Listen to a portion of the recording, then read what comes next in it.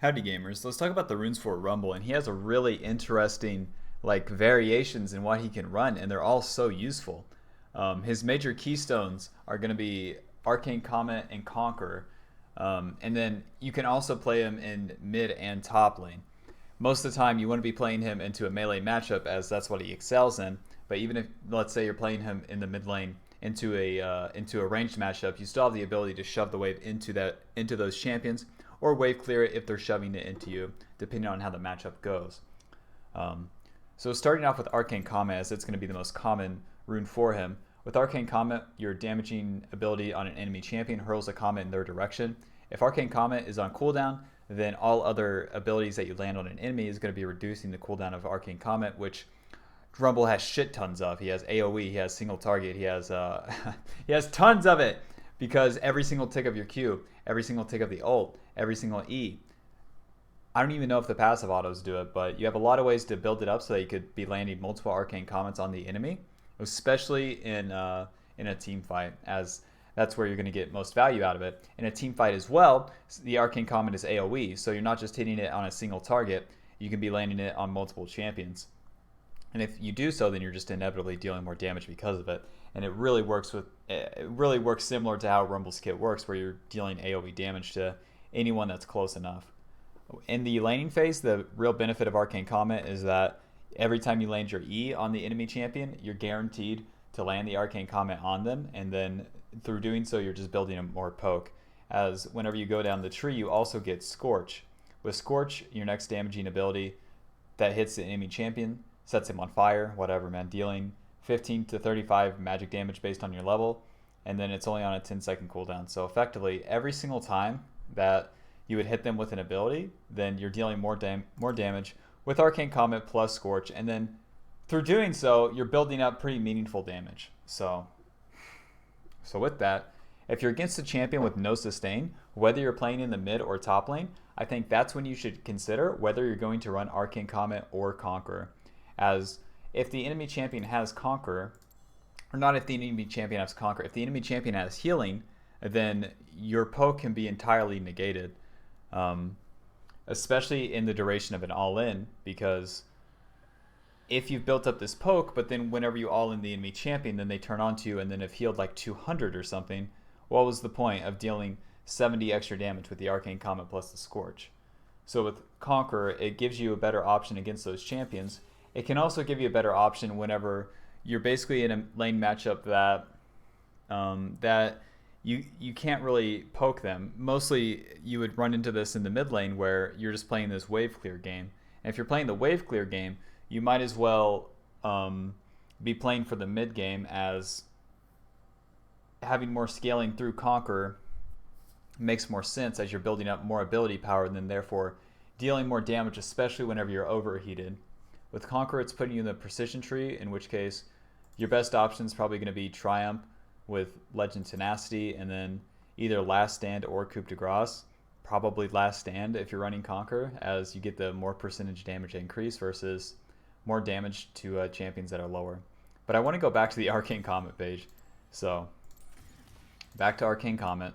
Since we're in the sorcery tree, we've talked about Arcane Comment and Scorch, but since we're in the sorcery tree, you have really good options in Nimbus Cloak or Nullifying Orb. With Nimbus Cloak, after you cast a summoner spell, you gain a movement speed increase that lasts for 2.5 seconds, and then the movement speed increases higher depending on the cooldown of the summoner spell that you cast. Since you're playing usually in the mid or top lane, in the top lane you're always going to have teleport, and then this makes your teleports way more impactful, as once you arrive with your teleport, nobody really cares. Rumble has to get into range of champions, but Nimbus Cloak helps you do that, and the utility in doing so is so impactful, and it feels really luxurious too. You can also set up different lane states with this burst of movement speed, even when you're teleporting into the top lane. It's going to help you dodge skill shots if you're teleporting into the top lane. It's going to let you briefly move past the wave to maybe land an E, and then maybe take a good trade, and then back off. But then in your most useful cases, mid to late game, whenever you're teleporting into bot lane, mid lane, any fight around the map, or whenever you're teleporting into a fight around an objective, again, that movement speed, even if your support has placed the worst ward in the world, is still going to give you more distance quicker to get in range of the enemies to just have a more immediate impact. Even though Rumble's not looking for like flanks, the Nimbus Cloak does just go so, it just gives him so much value because he needs to be close to champions to deal the most amount of damage that he can deal outside of his ult. If you're playing into an AP matchup, Nullifying Orb is also really, really strong. If you're playing against like Mordekaiser in the top lane, or if you're playing against like Syndra in the mid lane. If you're playing against a Karthus jungle, Nullifying Orb goes, it just gives you a lot of value. With Nullifying Orb, whenever you take damage that would reduce you to below 30% of your HP, you gain a shield that blocks so much magic damage based on your level, and then it's only on a 60-second cooldown. So with that, it's going to help you survive any one of those matchups, particularly Mordekaiser in the top lane, as you have to survive for so long. And that extra shield goes a long way. Again, Karthus jungle, you're going to actually survive his ult. Against Syndra, you're going to survive her burst so long that you haven't just taken an egregious amount of damage beforehand. So that goes, it goes so far, man. For the third rune, I think Transcendence is going to be beating Absolute Focus in most cases. Transcendence giving you 10% cooldown reduction after level 10. Even though Rumble doesn't make the best use out of cooldown reduction, it does help him with his ult cooldown mostly. And with that, it just makes things more convenient. The reason you wouldn't run Absolute Focus is you have to be above 70% HP to even get the bonus ability power offered. And that extra ability power isn't going to make or break things. If you're running this page, it's really just about accelerating your laning phase, making your lane opponent, it just gives you better tools to play against any lane opponent, and then you have your scaling through your itemization versus the AP that you could gain from this rune. And since you're not running it in combination with Gathering Storm as well, you just lose out on a lot of value. For the secondary runes, Rumble also has a ton of options. You can go Domination second, you can go Resolve second, you can go Inspiration second. With Domination second, you would probably want to run Taste of Blood and Ravenous Hunter. Both of these giving you more value in the mid lane or whenever you're playing against ranged champions because the extra healing is going to put you at a better HP value, especially where you're usually just shoving the wave into them, and then they want to trade onto you whenever you're trying to shove the wave into them. With Ravenous Hunter, you heal for a percentage of damage dealt by your abilities. With Ravenous Hunter, though, you have to build this up with Bounty Hunter stacks. Bounty Hunter stacks are based off unique takedowns, so running this in the top lane becomes a lot harder, as it's a lot harder to get unique kills and assist from the top lane than it would be in the mid lane. As in the mid lane, you're getting more gold, and then you also just have more access to the entire map where you could kill more unique champions faster. Because if you're not stacking up Ravenous Hunter, then the percentage of damage that you're healing from your abilities from this is just less, and then therefore it's just less impactful. With Domination second, I think you should be looking to run this into melee champions, so mostly in the top lane. Your good options are Shield Bash and Bone Plating if you're playing into melee champions, as Shield Bash is going to give you a little bit of armor and magic resist every time you use your W, and then your next auto attack against an enemy champion is going to be dealing extra damage based off your level, bonus health, and then the amount of the shield. So it becomes just access to like a little bit more damage that you otherwise wouldn't have. And then the extra armor and magic resist is kind of whatever. But then since you're in the resolve tree, with Bone Plating, after you take damage from an enemy champion, the next 3 spells or attacks you receive from them deal 30 to 60 based on your level less, and then Bone Plating's on a 45-second cooldown.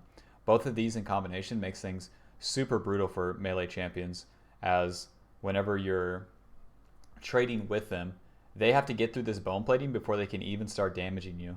And then once they do, you can use your shield, your W shield, and then you're blocking damage with that, and then you hit them once, the Shield Bash deals a little bit of extra damage.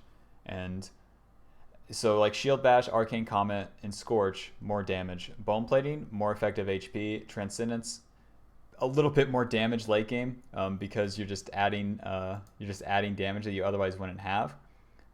Well, I didn't even think about Celerity. With Celerity, all movement bonuses are 7% more effective, and you gain 1% movement speed.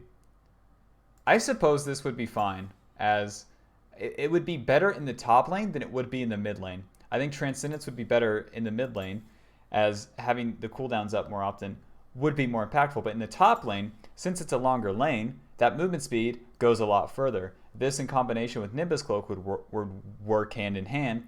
In combination with Rumble's W would also work really well, because if you're overheating and you've landed the E, the celerity in combination with W is going to let you run down your lane opponent without having to have like an ignite mid lane so that you get the Nimbus Cloak proc or something. And if you're flashing on them, even better. So I think celerity is actually fine. Like there's like 2 champions in the whole game that run this though. But anyways, like this whole rune setup for Rumble in the top lane is so brutal. I think this is your best bet top lane, as Bone Plating with Shield Bash plus Arcane Comment plus Scorch, all of these together is so insane. Like Rumble makes some of the best use out of runes than like any other champion in the game. And then the shards is going to be Adaptive Force. Depending on your matchup, you want to switch the resistances. Probably armor most of the time. If you're playing into AP, obviously you want the magic resist though. And then for the other options in the secondary runes, you can also run Inspiration second. This would be if you have, if you were to have like a losing matchup where you could have more scaling, and then also, like I think in most matchups, you're better off getting the scaling from Ravenous Hunter Taste of Blood, as if you have this losing lane matchup, which it's like you can get Perfect Timing Cosmic Insight. You could also get Free Boots Cosmic Insight. But both of these in combination don't go as far on Rumble as they do for other champions. With Perfect Timing, you're going to get a stopwatch at 14 minutes, and then that cooldown can go lower, but the Perfect Timing is really only impactful if you're teleporting into a fight. It's probably not going to save you from a gank or whatnot. With Cosmic Insight as well, Rumble doesn't make great use out of the cooldown reduction early because of the nature of his abilities. They're basically always up, and when they're down, then you're either overheated or the 5% isn't going to make or break things. So I don't think Inspiration is actually that good now that I'm looking at it. I think with Free Boots and Approach Velocity, that'd be an interesting thing to potentially like run down your lane opponent. But to miss out on the laning tools from like Shield Bash, Bone Plating in melee matchups, or Taste of Blood, Ravenous Hunter in ranged matchups, I don't think Inspiration's offering anything meaningful enough to outweigh those in both lanes, top and mid lane. So going back to Conqueror, I think in matchups, again, I think you should be looking to run Arcane Comment in matchups where the enemy has no sustain at all, and you can actually be damaging them. So into melee matchups, and even ranged matchups where the enemy can't permanently shove the wave into you, then you're going to be able to get value out of Arcane Comment. With Conqueror, I think if the enemy has any healing, or if it's like a wave clear matchup, then you might as well run Conqueror, because Conqueror is going to be more impactful in team fights than Arcane Comment would, as Arcane Comment can be giving you value in the lane into the team fights. But if there's no laning phase to be had, depending on the matchup that you're playing, then I think Conqueror is completely fine. As with Conqueror, your basic attacks are spells that deal damage to enemy champions, grant you 2 stacks of Conqueror, and then you gain bonus Adaptive Force that is based on your level. So regardless of the lane that you're playing Rumble, you're probably going to get enough levels fast enough to make the amount of ability power offered pretty meaningful. And then once Conqueror is fully stacked, you heal for 15% of the damage that you deal to champions, which for Rumble can end up healing you a lot, as your abilities are AoE. And with that, if you're damaging multiple champions, you're just able to stay alive longer. It is harder for Rumble to make use of that, as you're basically just spinning this burst of like a full rotation into an overheat, and then once that's on cooldown, even if you have Conqueror stacked and you're healing off it, you do have to wait for the next rotation of your E and Q after the overheat. So there is that awkward thing. There's like an awkward phase for that, especially with Conqueror. If you're not damaging an enemy champion, then it's going to fall off in a team fight. But I think that's a pretty unique case. With Conqueror, you end up in the precision tree, so your best option here for the second runes is going to be Triumph. Takedowns restore 12% of your missing health, and then grant you additional 20 gold. Gives you more effective HP to play with. And then all the third runes here really suck, so I suppose your best one is going to be Tenacity. Attack speed wouldn't help you and life steal wouldn't help you, so a little bit of tenacity for free is kind of whatever. And then for the fourth rune, you're choosing like how you deal more damage. With Coup de Grace, you deal 8% more damage to champions who are below 40% health. With Last Stand, you deal 5 to 11% increased damage to champions while you're below 60% health. With Rumble, it is hard to get value out of Last Stand. It would help you more in 1v1s, I think, than it would in team fights, because in team fights, you're probably dealing your damage while you're full health, either with your ult or even with your basic abilities. With your basic abilities too, since they're ticks of damage in Rumble's Q and his ult, you're going to get a lot of increases of your instances of damage through Coup de Grace. Having 8% more damage on every tick of that goes a lot further than other champions' damage values could with Coup de Grace. So Rumble uses it really well, and he better, because, or else it would just be a useless value for him. With Last Stand, again, it would help you like in 1v1s with like Mordekaiser or something, where he's not dying in the first rotation of your abilities, but I don't see that happening. So I think in most cases, Coup de Grace. In very unique cases in which you're playing against like multiple tanks and whatnot, probably Last Stand. And then with Conqueror, I think if you're running Conqueror, you're going to get a lot more value out of Taste of Blood and Ravenous Hunter, as you have this triple healing like trifecta. You're healing with 15% of the damage you deal with your abilities once Conqueror is fully stacked, and then you heal for 1.5 plus 2.5 every Bounty Hunter stack with Ravenous Hunter. Again, you do have to stack this up, and it's hard to do in the top lane. So I think Conqueror would be more common in mid lane, especially if you're playing like a wave clear matchup. And then with Taste of Blood, you heal for a little bit every time you damage an enemy champion, and then it's on a 20-second cooldown. Taste of Blood, more of a laning tool, but has the same concept. You could still run the same secondary runes with Conqueror. You could run Shield Bash, Bone Plating. If you're going to go in the sorcery tree, I suppose Nimbus Cloak and Transcendence would also be fine with Conqueror. And also Nullifying Orb would as well, as you'd get this shield to mix with your healing. So, yeah, again, if you're playing against a lane matchup in which they have no healing, and where you can beat them early, then I think Arcane Comment takes the cake. But if you're playing in a non-matchup or a losing matchup, I think Conqueror gives you a little bit more scaling than you otherwise would have access to. So it's like you get a bigger reward for surviving early game than you get a bigger reward for surviving early game, so you make these losing matchups not as bad, because you don't have to just throw your attacks at the enemy if they can tank it regardless. So that's my thoughts on Rumble runes. If you have any questions, leave them in the comments. I answer literally all of them. If this video helped you, leaving a like on the video helps me. And if you're interested in watching me basically just talk about League of Legends, you can check out my Twitch. It's twitch.tv/SawyerNelson. Links in the description. Yo, please subscribe. Please? Please? Like, look at this rune page, man. It's some of the coolest shit, like, in the game. In the game. Poke, movement speed, effective HP, damage, effective HP. It's so insane, man. Rumble makes such good use out of these runes compared to other champions. Other champions, it's like this bastard fucking concoction, but with Rumble, it just looks beautiful, man. Great champion. Love pressing R unless I miss it.